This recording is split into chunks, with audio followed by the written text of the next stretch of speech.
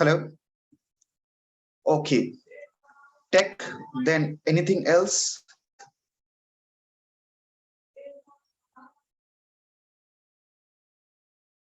Research, then anything else? Advancement, anything else?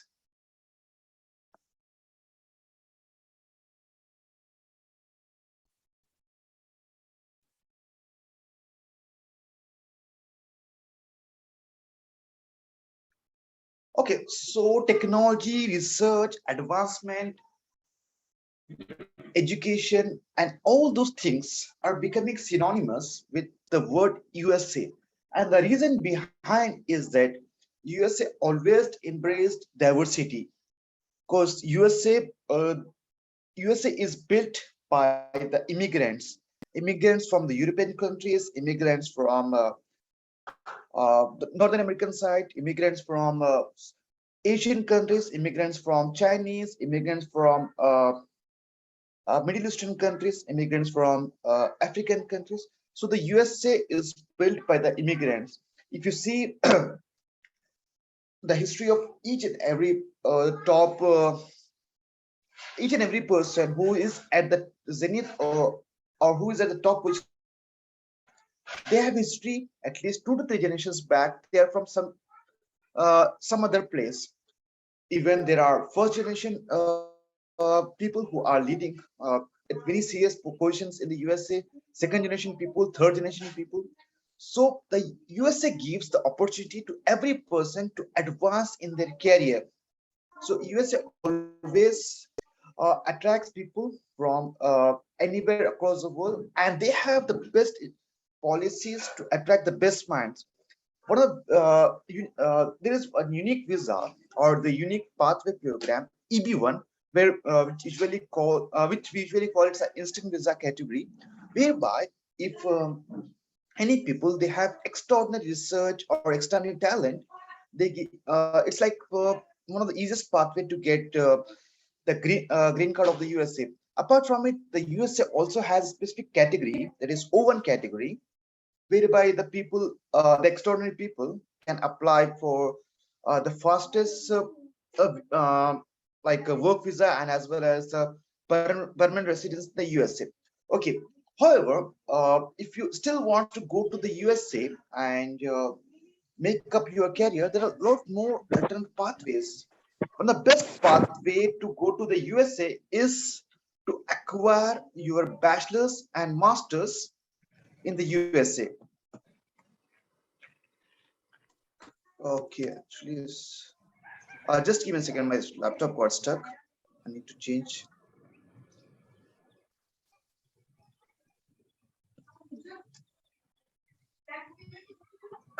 Okay, so this is a just brief map of the USA, and USA is one of the few countries where almost every state is developed. If you see many countries, only the handful of countries are developed.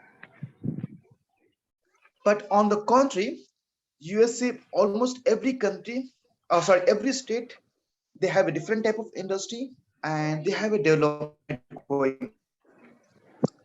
If you see, like the Michigan is famous for the automotive market.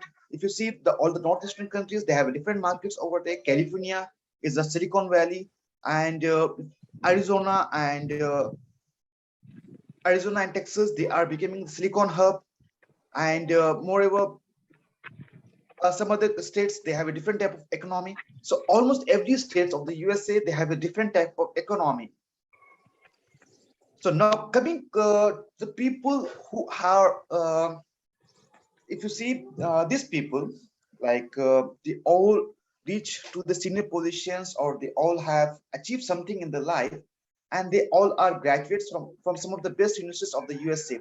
You can able to see the Bill Gates, you can able to see Ratan Tata, you can able to see Sundar Pichai, you can able to see Ambani, uh, Dr. B.R. Ambedkar, Raghuram Rajan, Hillary Clinton. So they all are from some of the best universities of the USA. Uh, Sundar Pichai, he's from Stanford, and our the writer of the Constitution, Dr. Babasaheb Ambedkar, is from Columbia University, one of the best man or one of the best economists in the world. Mr. Raghuram Rajan, he is from the MIT.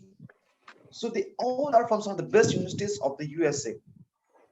Now, if you are, if you have a goal of acquiring the best quality education of the USA, then you have to follow certain process.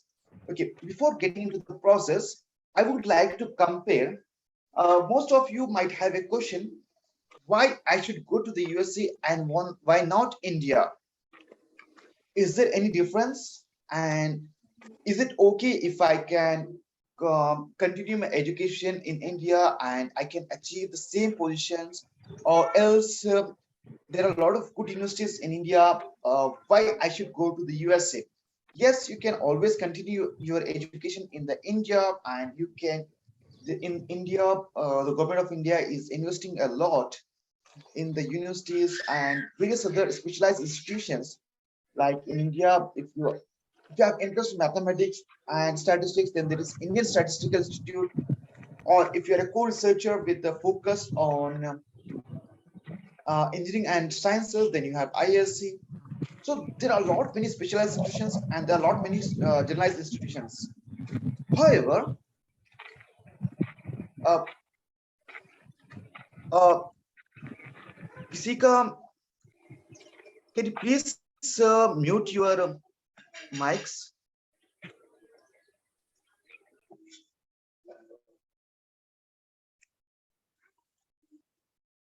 Okay, now coming to the USA, the US education, there are certain things which we can't find in India. Now, always, most of the time, we do always look for the ranking. Now, you come, fortunately or unfortunately, because of many bureaucratic factors or because of many other things, none of our universities got featured in the top 100 universities of the world, despite IITs and ISCs or NITs. They are attracting the best talent and the best minds. None of these institutions got featured in the top 100 universities of the world.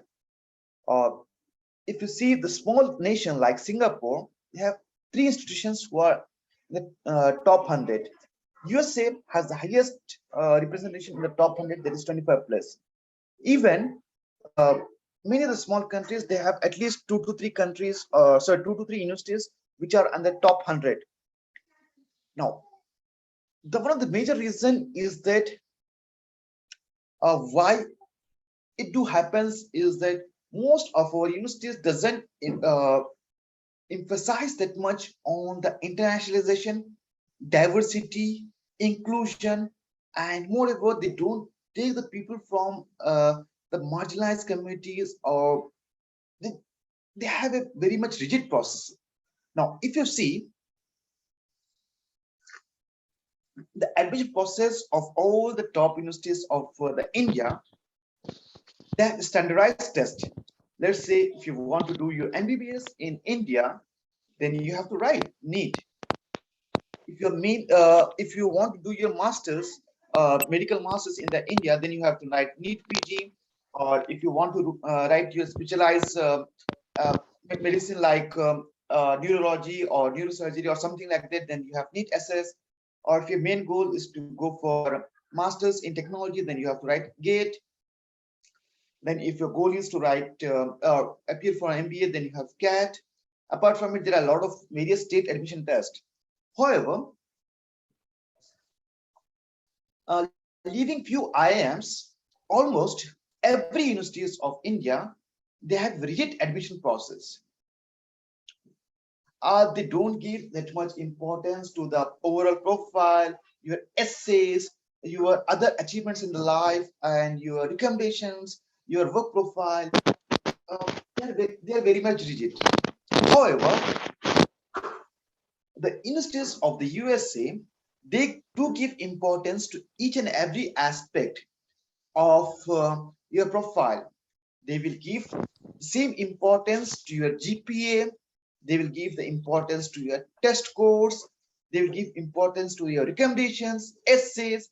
Even if you represent your state, college, institution, country in any sports, they will give huge value add-on points, and even there is chance that you might get scholarship too. This is how the USA's universities develop, and they do give a lot of prominence, and they do give a lot of importance to each and every aspect of your society. If you see, we have the best institutions like IITs, IIMs, Delhi University, Jawaharlal Nehru University, and Jamia Millia, Aligarh, and if you see, there is Banaras Hindu University. But how many students of those universities got Nobel Prize, Turing Prize, or Booker Prize, and moreover, how many students uh, did they won any type of Olympic medal or any other national championship or international championship? But on the contrary, the US universities, they, apart from the high GPS and high research, the universities like Stanford and Harvard, or even the mid-tier or tier 2 universities of the USA, they will even advertise the people who participated in various other national international events, including Olympics, including any other international championships, or even the movie, everything. And they have specialized quotas for those people. And moreover, they will encourage people to participate in those type of events. Uh, Many of you might have saw the famous movie which is based on Facebook, where the Mark Zuckerberg, if you you might know how Facebook got evolved, and the Mark Zuckerberg, he got he took the idea from some few twins brother, and those twin brothers who initially developed that very idea of Facebook. They were even the rowing champion at the Harvard, and they even represented the USA in the international, in the Olympics, and they were placed at the fore. So, despite being extraordinary genius, and they are studying at the Harvard with high, and they are scoring high GPS in the Harvard, and starting two companies during their bachelors. Even they represented the USA in the Olympics in rowing competition. So that's how the USA universities got developed, and that's how the university the USA are developing the overall profile of the students. Now, apart from it, one of the key things which the US universities always have the upper hand is the internationalization. Now, here in India, finding the internationalization is very less. You have to blame the competition of India, and because we are from a country where there is a huge competition for limited amount of seats, so it's very less likely that you will find the specific quota for the international students. However, there are lot many top universities in the USA, and the USA always focuses on internationalization. Apart from internationalization, the USA universities always focused on inclusion and diversity. So that means they always give people or they always give importance to the people from the marginalized community, or if they have any type of learning disability, whatever it is, they will try to include them. And even they will love to have people who have diversity of experiences. I will give you one example. Let's say if any student he worked as a polling agent in India, uh, the polling agent which we usually find in the election, most of the elections. Does any of the universities in India do give any special value added points to those students? I hardly saw any. However, the US universities I saw they give some value add-on points to the people to the guys who did polling work, and they really value that experience because they think that that particular person has interest in learning the process of the world's largest state democracy, and moreover, that person might be in the near future he will become a leader, a political leader, and that person can be in our valued list of alumni. So the USA always values the diversity of ideas and diversity of experiences. Now, one other thing that most of the US universities do get the upper hand is the flexibility of the courses. Here, many universities in India also adopting that principle, let's say the Triple IT Hyderabad and many other institutions adopting the international process, like even ISBs. However, most of the universities of the USA, they have this process whereby first and foremost thing you have the flexibility of the courses. Apart from it, you can even opt for the out of department courses. Let's say XYZ person, he has interest or he is doing his masters in mechanical, and he has interest in taking some courses in the management domain. So either he can speak to the dean of the respective department and he can take the courses. Furthermore, let's say a person he did his bachelor's in the mechanical, and he wants to do his master's in the computer science. So the only thing he has to do is that he has to take some foundation courses and he can do his master's in a different domain, let's say information systems or IT or even in computer sciences. Now, the fees or the funding part. Yes, because you being the citizen of India, you always have the flexibility of less tuition fees if you are joining the public universities or the government universities. However, if you are joining the USA universities, you might have the high tuition fees as international students, but you can compensate the same either by trying for the scholarship or by taking the options of the TA or the RA, that is teaching assistantship and research assistantship, which I will come to it later. But I will just give you one example. One of my students, he recently got his full tuition fee waiver, and moreover, the university is paying him $1,000 per month. And so first his entire tuition fees got waived off, and the university is he's teaching apart from doing his masters, he's teaching one course in the university, and the university is paying that guy $1,000 per month. Now let's see the top universities of the USA or the best universities of the USA. Now, if you see this list is a mix of both the public universities and as well as the private universities.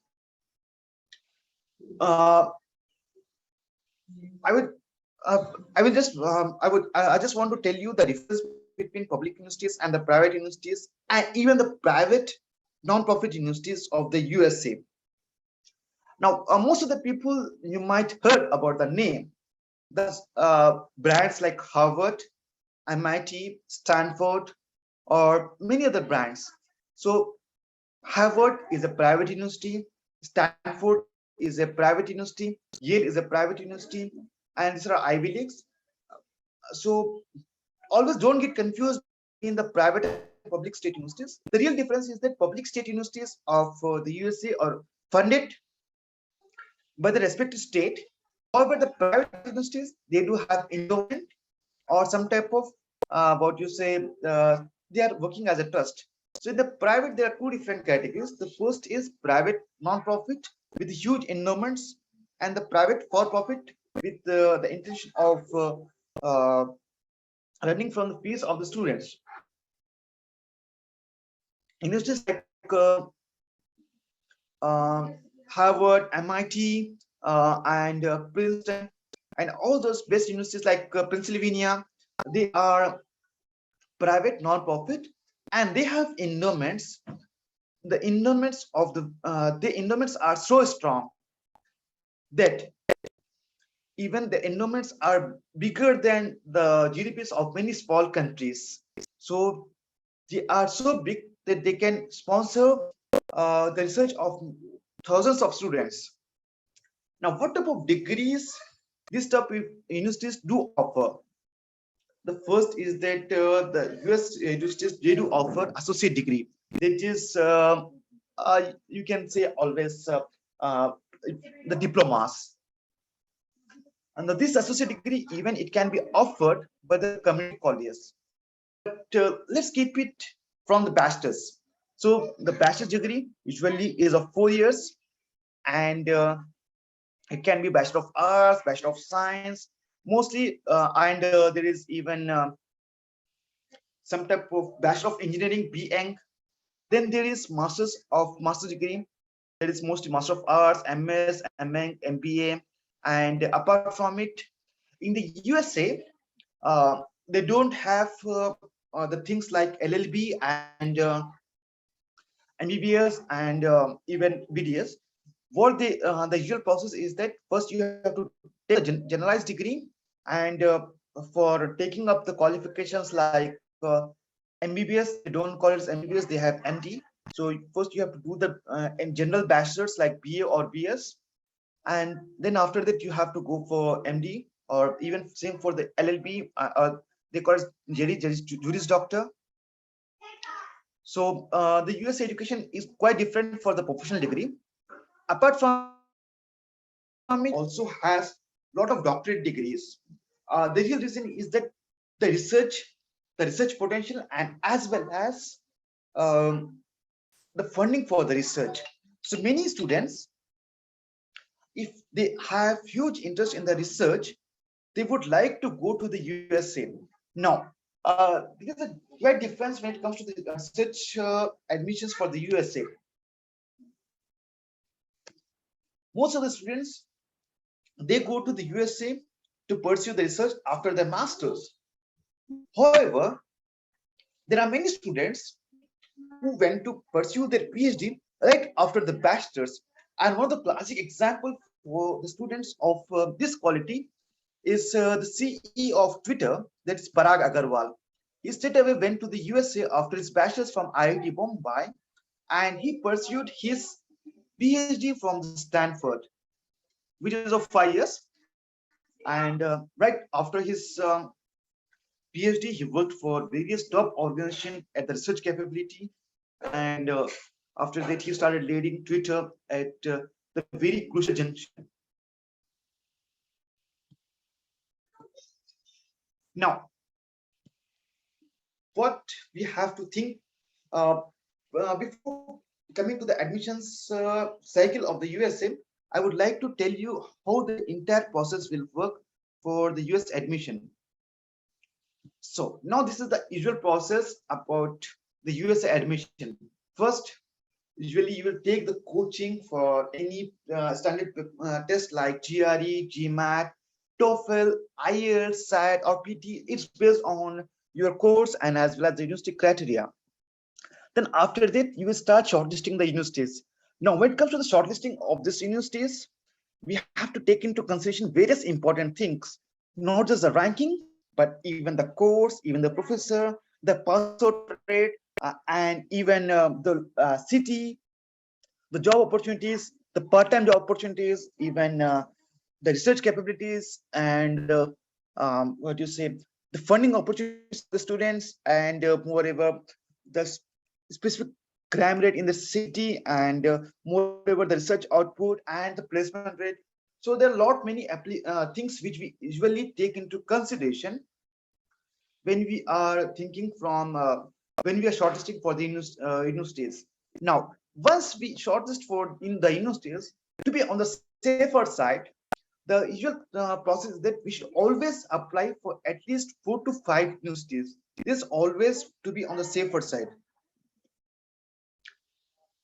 Then after that, Once we are done with the applying of the universities, then we have to there might be two process. The first process is that the universities will ask you to submit all your documents like your transcripts, your English language score like TOEFL, IELTS, or even your test scores like GRE, GMAT.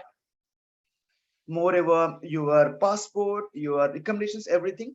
Apart from it, many top of the world, when I said sorry, the USA, that is top 50 universities, they do have additional the additional step. They usually conduct the interview, and this is quite common for the top rank MBS or the top 30 business schools of the USA MBA. They even have an additional step of the visa interview.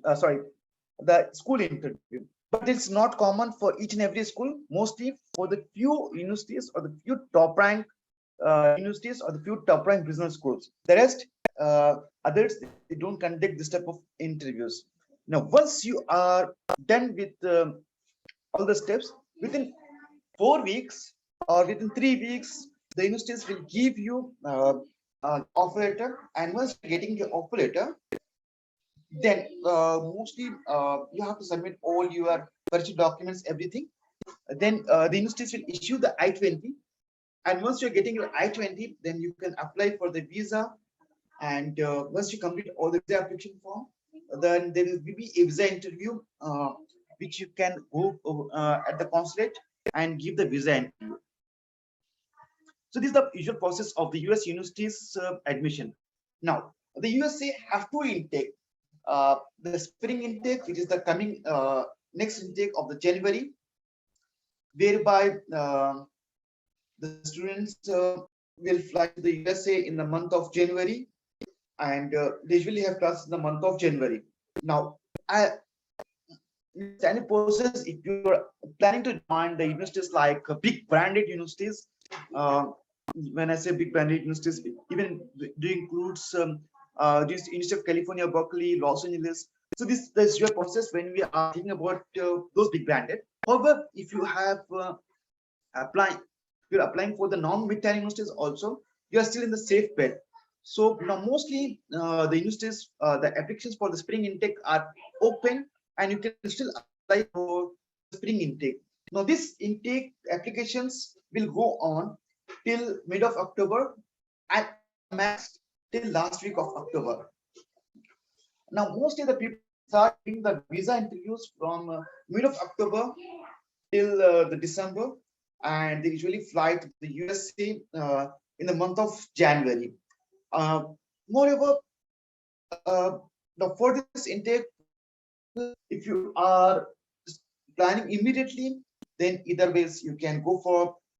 You have to carefully select whether are you going to apply for the universities which do require GRE and GMAT, or are you okay for the universities which are waiving off the GRE and GMAT, and you're just applying for the universities who are giving the waivers. The universities give waiver based on many conditions. If you have good experience, or they have waivers for different, and they will give the waivers. Apart from it, you have to give any English language proficiency test. It could be TOEFL, it could be IELTS, or if you don't have time, then even you can give Duolingo. That is an test which will give the result within 2 days. Then there is PE, there is Pearson test of English, which gives the result in 5 days, and even you can book the slot at the earliest. The next intake, which is the most important intake, is the fall intake, whereby they have the highest admissions, and most of the fall intake, the admissions will go on till May. Then after that, from usually the students will start appearing for the interviews from May to July. Then yes, right now most of the students, their classes are already started, and they're already in the classes for the May intake, and even many of our students, they got a lot of good scholarships. Now let's come to the entry criteria for the masters and as well as the bachelor's program. Now mostly people would like to go to the USA after the masters. So most of the universities of the USA, they do accept a degree of at least 16 years. Education of 16 years, which is 12 plus 4. And the US universities, they do give importance to GPA with minimum backlogs. The backlogs always create negative impact on your profile. You can always compensate backlogs with other type of activities or by taking courses on Coursera or ETX or many other foundation courses. But having backlogs will sometimes badly affect your profile. So if you have backlogs, then you have to compensate your profile. Apart from it, uh, the universities, they do give importance to the tests like GRE or GMAT. And as a students from non-English speaking countries like India, you also have to give IELTS or TOEFL. And apart from it, there is PT, Duolingo, and various other tests. So you can even give those type of tests also. So this PT IELTS, the respected band is 6.5. PT, if you are planning, then the okay the safe band is around 56. And Duolingo, if you're planning, always look for 115 plus. Now these are the universities, they are top 150 in the top 150 or top 200 in the across the world. And these are the universities, they do have the largest volume of applications. Arizona State University is top 150 in the world. Same do have same about Northeastern University. University of Cincinnati is one of the goodest schools, which do give students some of the highest scholarships. And there are instances where the students of they got a scholarship of up to 80% with University of Cincinnati. However, many people did ask me, what if I have a degree of 3 years? So there are universities, many good universities who do give admissions to the people with the 3 years degree. So there are different things you can do if you have 3 years degree. Even you can go for masters in business analytics, MBA, or any other relevant courses. And sometimes some universities, they do ask for best equivalency, or some schools doesn't even require that. But if you have a 3 years degree, then it's always good to be from the university like NAC accredited, like Usmania, or in the NAC accredited universities. And moreover, it's always good to be in the first division when you are uh, what you say from those type of 3 years degree. Yes, you might get an admission from, if you can get an admission in the USA with the less GPA and as well as less percentage. But don't fall into the trap of those agents who are offering the degree of uh, a master's with less percentage.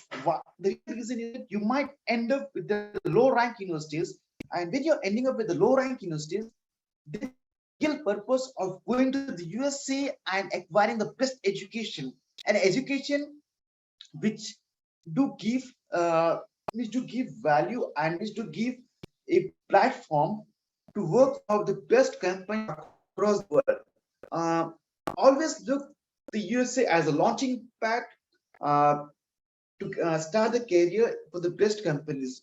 So if you are taking the route of those type of low rank universities, or you can say the pedantry universities, then the purpose of going to the USC is lost. If you're going to those type of even mid, decent rank or top rank universities, then those universities you will get the good placement, good network, and you will build the relationships. These relationships, it will help you not just for the immediate placement, but even it will be till your lifelong. So always look from those things. Now coming to the standardized exams, uh, usually most of the people either they go with GRE or GMAT.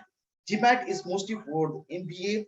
However, many top business schools, they are even taking GRE for MBAs too.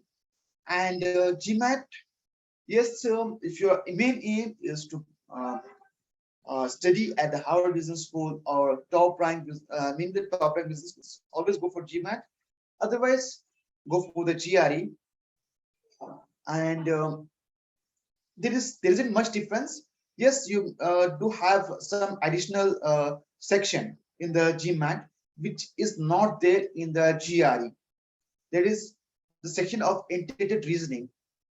Apart from the quants and verbal, you have integrated reasoning in the GMAT. So sometimes many people they do score very less in the integrated reasoning. So if you are uncomfortable in the integrated reasoning, don't go for GMAT. Go for the safe bet of the GRE.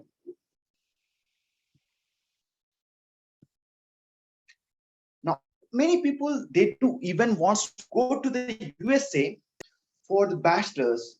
Bachelor's is not always advisable, but as there are many people who are just out of 10th, 12th, so even I would like to touch upon the entry criteria for undergraduate programs. The usual entry criteria is that you need up to 12, or sometimes there are many people who are pursuing the bachelor's from India and they would like to continue the rest of the education in the USA.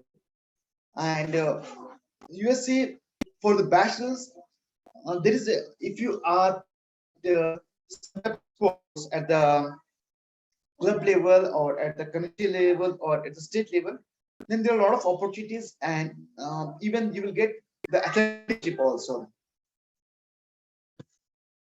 There is one more additional thing which the USA do offers is that there might be two instances. The first instance is that there might be few students because of some reason they didn't complete their bachelor's, or they got dropped out from their bachelor's in the India because of any reason.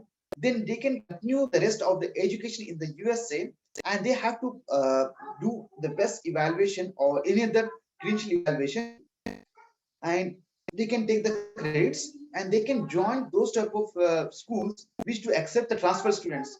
There are many pathway. Even the students after 10th, they can go for USA for some type of community college like Green River, and they will not just give you the 10 plus 2 or the higher schooling, but even they will help you getting give you the associate degree. So after getting the associate degree, you can do the top up from any good university. So the bachelor students cases are quite simple. So if at all, if you think, or if you know any people, or if you encounter any guy who because of any reason they drop out from their degree, and they are in a process of falling to those type of phony agents who are giving some type of alternate pathway of some small colleges or some unknown universities, the better is that they should do the detailed evaluation of their profile and go to those type of universities. The real benefit is that their career will be set. Now, for bachelor's program, if your main aim is to join the bachelor's program in the top ranked universities of the USA, let's say it could be Harvard, or it could be Berkeley, it could be UCLA, or any of the top ranked universities, or it's always good to have SAT or ACT. So the SAT is a test exam conducted by College Board, and usually you have reading test and writing test, and apart from it, you even have maths and essay, and you have test centers across most of the metros of the India, while the ACT is another examination whereby there is even section of science. So most of the students who are planning to uh, join the top ranked universities of the USA, including Pennsylvania or Berkeley or UCLA, or even it could be other top universities, they usually they do not just write for SACT and ACT, but even they do write some advanced placement papers also, advanced placements in physics, chemistry, so to improve their profile and to improve the chance of getting accepted. Now, the real difference in between SAT and ACT is that in the ACT you have an additional section of science, whereby in the SAT you don't have that section. But this is limited for the if you're planning to join those type of premium universities or Ivy Leagues. Otherwise, many universities they do give exemption to those type of tests. Now, coming to the total cost of the education or the total cost of the masters in the USA, uh, if you see the total cost, if I have to say in the dollars, now this presentation I developed a couple of days back. Now the dollar or the rupee is free falling, and you always have to take into consideration. So the usual any good universities, the tuition fees is in the range of 16,000 US dollar to 19,000 US dollar. The public state universities with decent ranking. There are universities, if your plan is to join those type of top rank universities, then the fees are in the range of 50,000 US dollar. But you can plan it accordingly based on your budget. Apart from it, you even have to take into consideration the living cost. The living cost, it depends on the place and as well as city. Apart from it, if your profile is good and if you are in the good books of the professor and if you have huge research interest and if you're capable of teaching, the universities they do give the RA or the graduate assistantship and many other opportunities to the deserving students. And if you're getting RA or TA or any type of scholarships uh, opportunities, the universities will even consider giving the complete fee waiver to the students like them. Apart from it, there is always an option. Once you complete first year, then you can always go for the CPT, that is curriculum practical training. So let's say you are doing your masters in IT, then you can do the curriculum practical training in the IT, and for that you have to take the permission from the USCIS, and your DSO will do all the necessary things. And once then always do the CPT. Apart from it, the university will give you some type of part-time jobs. It could be in the could be in any other things like things part-time. So the there are organizations like I'm near the top the graduate students, and they will give opportunities to those students and permit you to have off-campus jobs. But many students are doing off-campus jobs, but it is not advisable. But to support your education, you can always do that, but it's not at all advisable. The best thing is that you should always go for the on-campus jobs and always look for the TA and RA. And the universities did this huge option of getting funded. Then you have big good scope of getting a place in many good companies across the world. And moreover, you always have a very decent career pathway. Now, there might be a lot of students who are planning to do the bachelor's. The bachelor's fees, the bachelor's always 2 years, sorry, 4 years, and the bachelor fees are quite different. And as a bachelor's, you can't go for the RA or TA because the research assistantship or TA are mostly reserved for the people who are doing the masters. But you can always go for the curriculum practical training and other on-campus jobs. Moreover, if you are athlete and the coach thinks that if you can bring a big huge value to that university, or you can win some good medals in the intercollegiate or in the inter-universities competitions, then the coach will every coach in the USA or every coach of the universities in the USA, they do have dedicated fund. And if they think that you can add some value to the sports team, they will ask the university to give the complete fee waiver to those type of students. It could be in any competition like soccer, handball, or any other competitions. Like the universities do compete in total 8 events, and they have various sporting league in the NCAA. So you can, if you think that you have something huge value to add in, then you can always do this thing. And this happened with one of my students. he played the club level football, and yes, he got the full favor with California State University Chico. There always the universities they do give some universities even do give merit-based scholarships and as well as need-based scholarships. And apart from it, this need-based merit-based scholarships are based on many things. It could be a test course, it could be your what you say extraordinary academics, it could be a sports, many other things. Apart from it, the need-based, let's say you are a victim of you are sometimes there are there might you might be victim of some type of an event which created huge impact on your mentality, or you might be a victim, or you lost your both the parents at the early stage and you're raised by your orphanage, or you had very tough childhood, many things.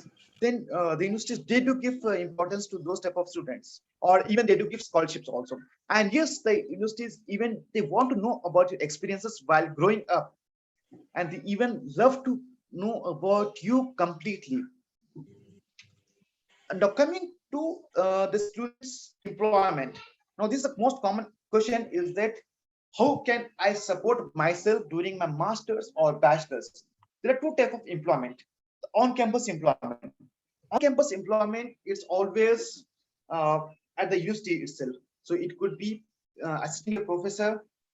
It, it could be in your what you say library, or assisting your research guide. It could be anything. Apart from it, even there might be even things like you are working for the university canteen, or you might be working for the university hostel services, anything. Apart from it, the off-campus employment. When I'm talking about off-campus, this is the legalized thing, and the universities they do give uh, or the USA they have a specific thing known as curriculum practical training. So if your course did it requires if the curriculum training is integrated in your course, the universities the DOC will give the permission to you to take some curriculum training with any of the universities, and those universities will pay you per hour. So it could be anything from ranging from $15 to 25 and $30. So it's based on how you negotiate with the employer and what type of internships you are taking. So if I am talking about on-campus employment, it could be anything like food, services, library, event coordinator, laboratory assistant. It could be anything. Now, curriculum practical training, it could be anything. Let's say you are taking up a course in MS in computer science, and after 1 year, your course requires a specific training on algorithms, and you're working for a company which or yeah, let's say you're taking a course on data science, and if your company or sorry, if your course needs a specific curriculum training on some type of data science models, and you're getting a job or you're getting an internship with a company, then you can always take those training. And the companies are paying in the range of $25, $30, even $50 per hour.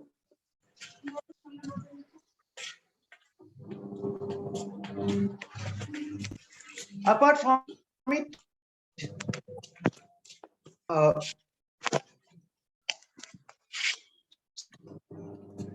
please the mic.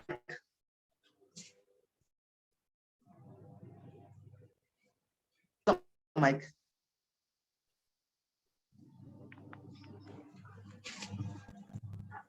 Okay, now apart from it, training, the optional practical training. Once, can you please close your mic?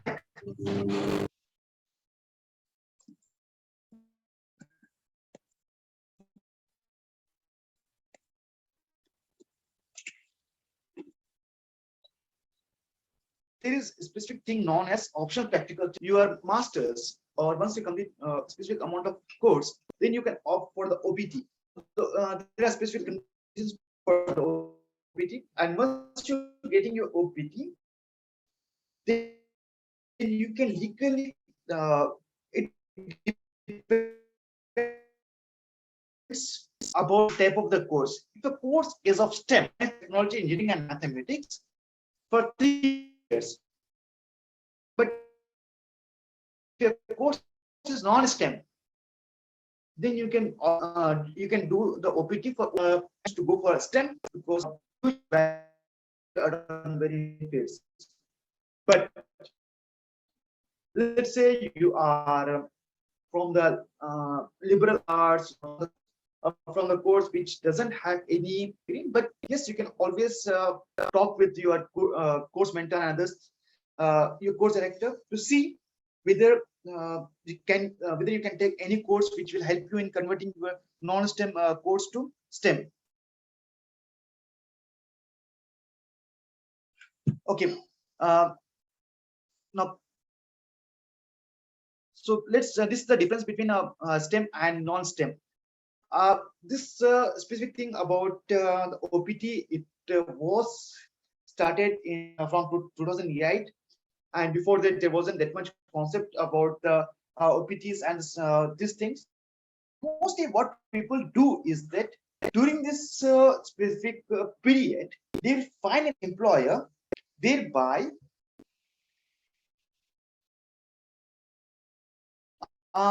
yes, actually someone opened their mic. So now most is it okay now? So okay, now most of the students, what they do is that once they complete their masters, what they will do is that they will find an employer, and this employer will file the H1B form. So you can always say this is the negative aspect of somewhat you can say not exactly negative, but somewhat diminishing aspect is that the HB process or the work permit process of the USA is lottery based. So you find a opportunity with the best companies at the best positions with the best salary. If you are in Turkey, then uh, let's say if your name or if your name is not popping up in the lottery, then there is a chance of or you getting H1B. So H1B is purely lottery system. But what most of the people will do is that they will think that within 3 years, or what mostly happens within 3 years, they will get or the name will pop up in the lottery.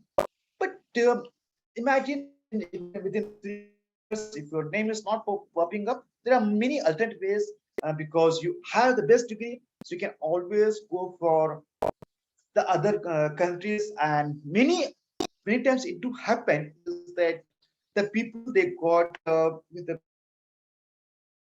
like PwC, KPMG, or Deloitte, or any of the top prominent banks, and if the name is not coming up, so these employers they do ask the students to work for other branches of the UK, sorry, the Canada, the UK, and so other countries where they have industrial branches, and they will help them in getting the permit. But um, you can always think it, and once you, now one of the major thing which you have to take into consideration while applying for the H1B is that the H1B, the usual quota is 85,000, of which the 20,000 is reserved the people holding their masters from the USA participate, and 20,000 is totally reserved for the people who are masters from the USA. And this master students from who are holding the masters from the USA, they even in the general quota of 65,000, and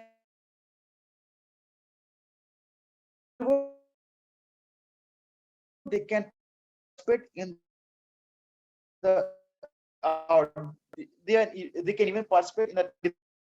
So this picked lottery. So Okay, so and now once you get your H1B, then you can always find an employer who is ready to file for your green card. And for the green card, once the employer is filing green card, there is the wait time. It will depends on.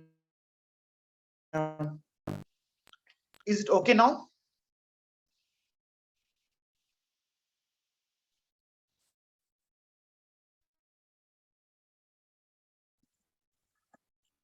So the green card is based on they have a highest wait time, but always think the USA as a launching point of the best. What you say? Always think the US education and the US.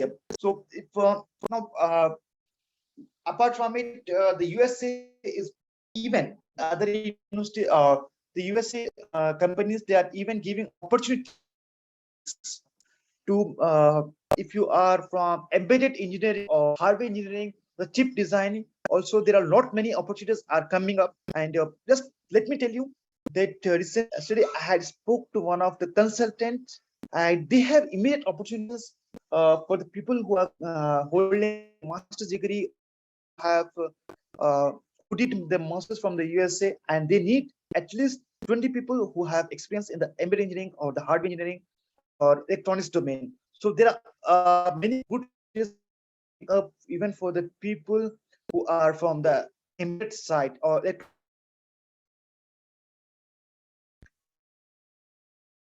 so. Furthermore, education and once you've done your PhD job, up from it, uh, people are aware is that these applications that doesn't require H1B cap. That means the university does the company or doesn't have to file for your H1, and they can straight away file for sorry, they don't put your name in the lottery. They can straight away file for your H1 by submitting your applications. So this just entire process for the USA. And once you are done with your uh, H1B, and if you're finding a good employer, then you can always make or always think about permanent settlement. And moreover, you can even explore your career in other countries, like would be coming back to India. And one of the best example of the people who did their bachelor's and master's from in USA, but coming to Bal, the CEO or the guy who started Snapdeal. He is one of the guy who did education from the USA, but he came back to India. Apart from it, many of friends of mine who did their masters from the USA, and they came back to India with the best education, and they are leading at many top companies of the India at senior positions like the senior product level and as well as VP level. And I can even introduce you many people who did their masters from the USA, and they are right now in India at the many senior positions. So this is just a brief about the entire pathway to the education. And well, I can go on and on, but it requires a lot of time. So let's come to the questions and answers, and I will try to answer most of your questions. Any questions?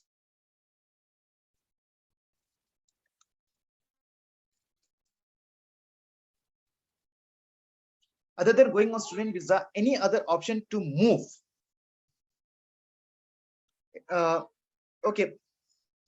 Other than going on student visa, any other option to move to USA? Obviously, there are lot many options.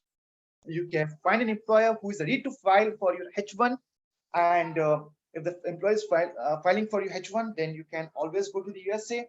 And the H1 is of 3 years, always renewable for 3 more years. And let's say if you're working for a big company, then the company will sponsor you for the L1 visa also. And the Amazon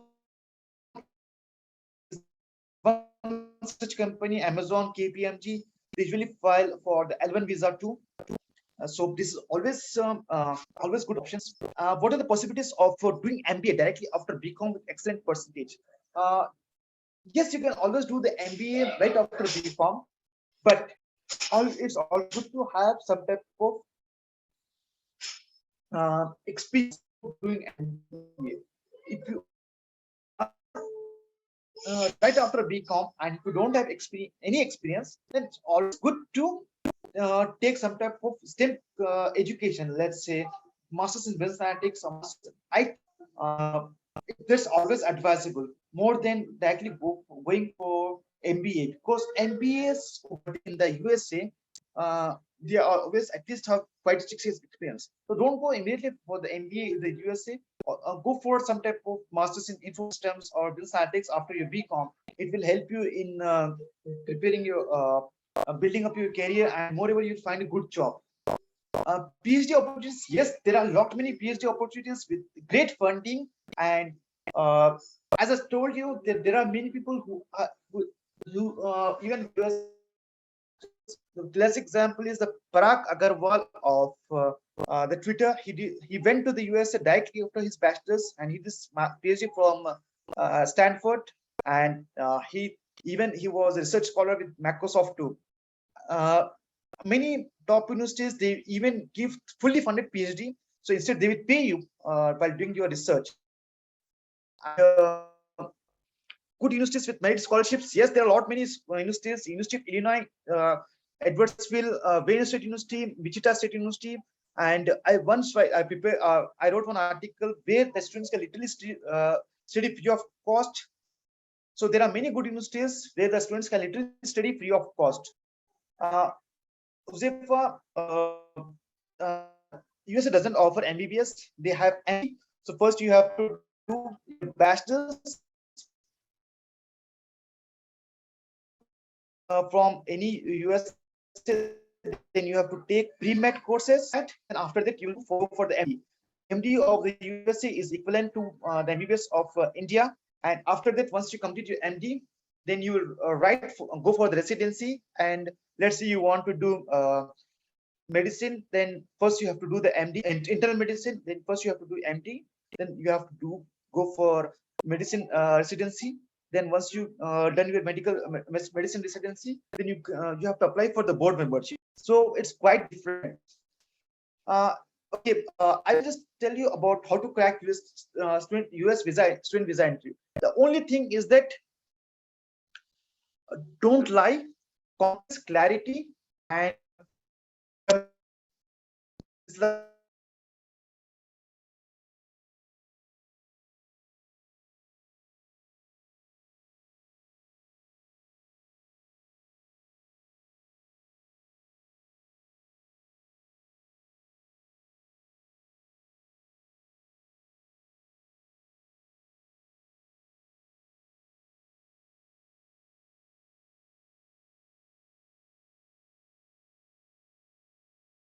I will just share the specific thing with you. I even prepared one specific presentation.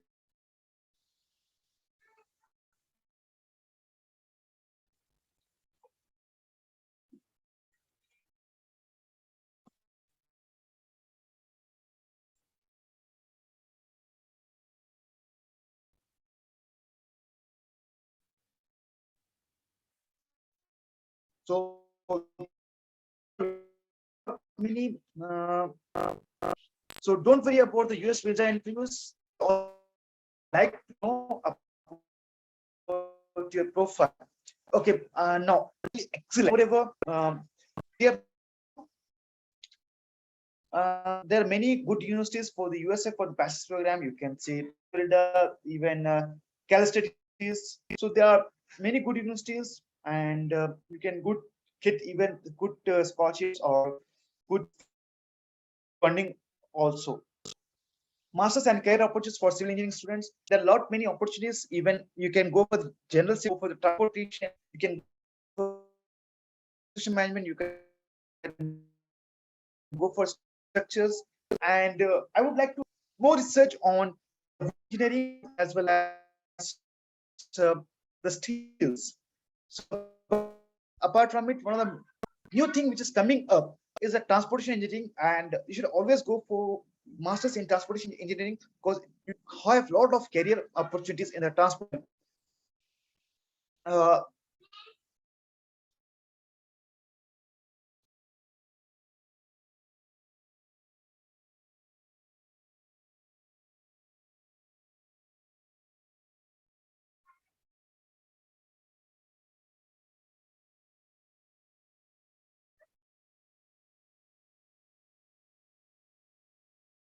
okay, I'm audible now. Okay, masters for computer engineering students. Okay, you can say the USA is you can say is the best in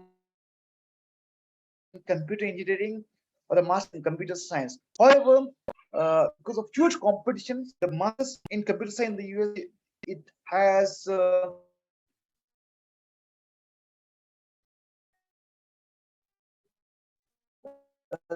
the toughest entry criteria. You have the US is the best for pursuing the masters in computer science. And moreover, you dream of working for companies, the best companies.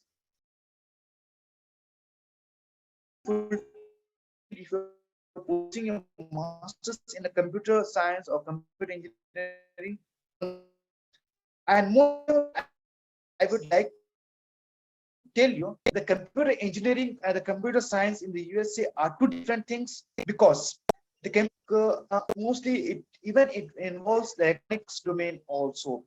Uh, how to get funding for bachelor program? It depends on many important things. Even they do give even scholarship if you have still wants to.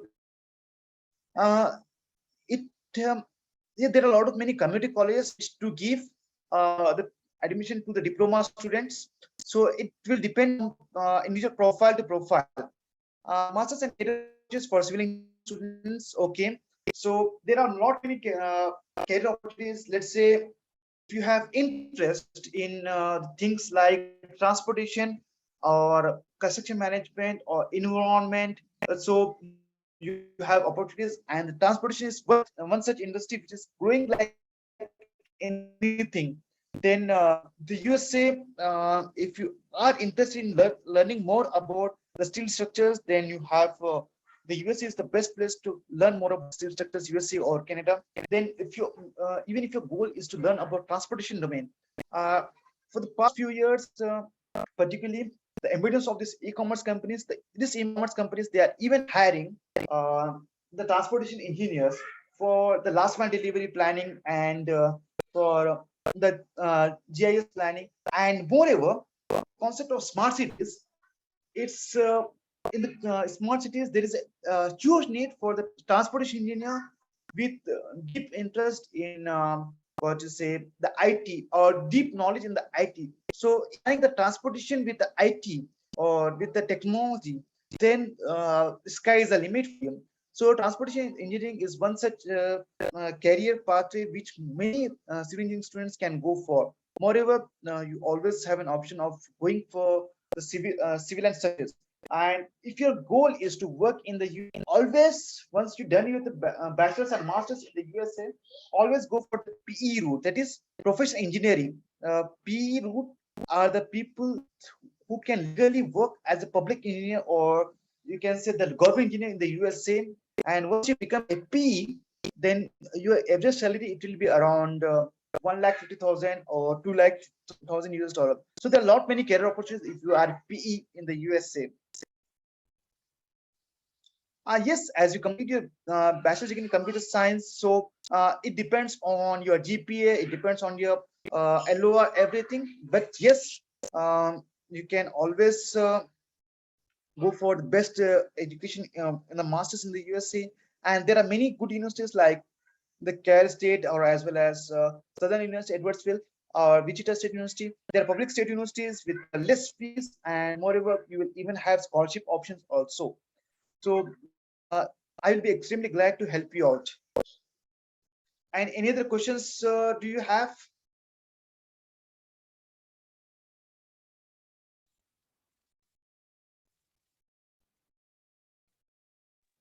Okay, any final questions from the audience?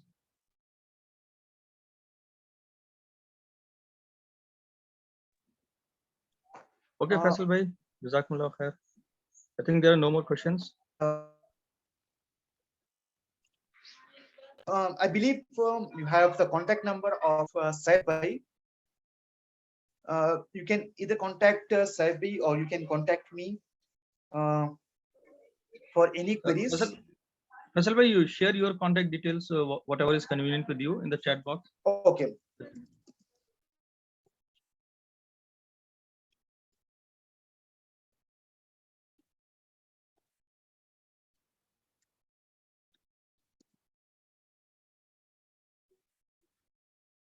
This is my email ID and this is my phone number.